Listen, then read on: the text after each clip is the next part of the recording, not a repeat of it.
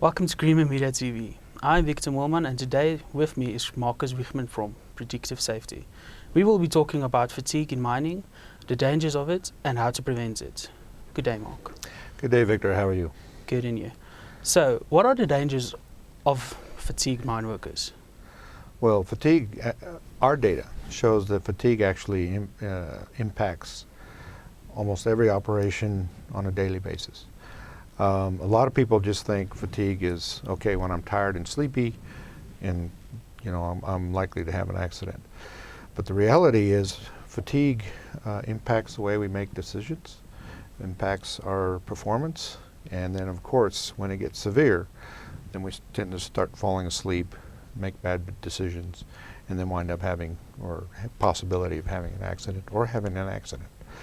So fatigue, particularly in 7x24 operations and in shift work operations, because the sleep pattern is disrupted from the circadian rhythm or the people's normal body clock, and they cannot get sufficient sleep.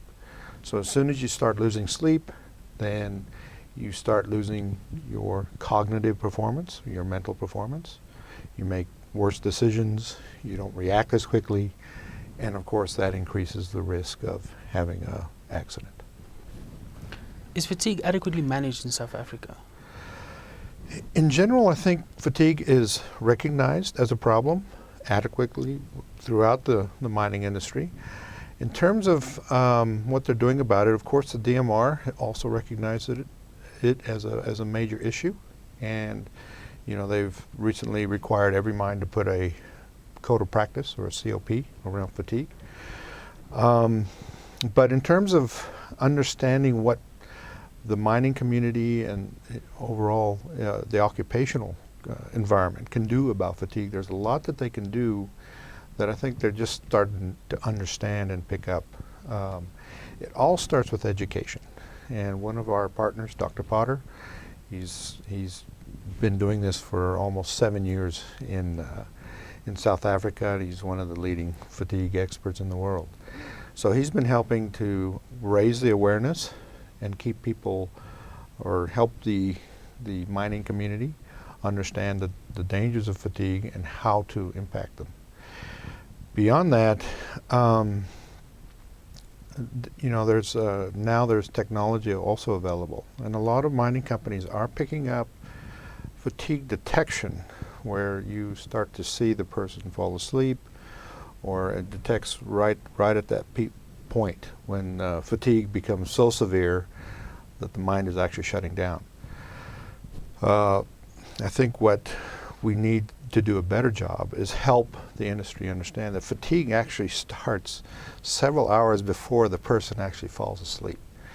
And that's where our company comes in with the predictive safety.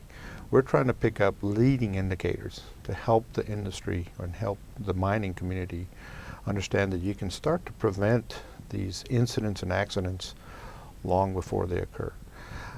So that's where we have still a big challenge to educate the mining community. They understand that fatigue is an issue.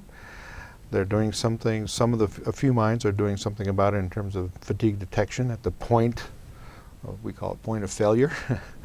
But there's a lot that can be done on the front end through education, through performance monitoring, and through looking at predictive indicators to help prevent these accidents from happening.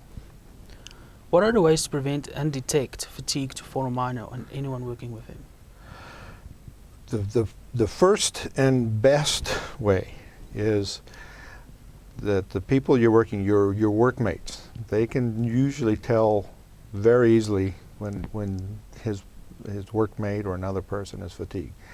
One of the interesting properties about fatigue is we as individuals do not know when we're too tired or start to get tired and start to change the way we actually behave. But a person next to you can, right? So we always encourage, be your brother's keeper. Watch out for him.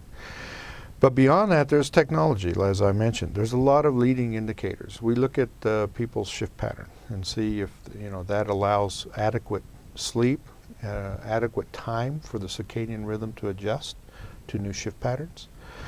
We have alertometer. It's a short test, takes 60 to 90 seconds. Each person can kind of gauge what their response is after they establish a baseline. We can also analyze the shift pattern. We know when there's particular parts of the shift, like let's say 3 in the morning to 6 in the morning. That's a very dangerous part of the shift. Everybody's going to have some level of fatigue at that point. So we help the foreman and the management identify those dangerous zones so that they can start taking care. So basically we're talking about education. We're talking about alertness checking. We're talking about monitoring the shift pattern. And then of course, brother's keeper, each individual watching over his workmate or his buddy. Thank you, Marcus. That was the manager of Predictive Safety on the dangers of fatigue.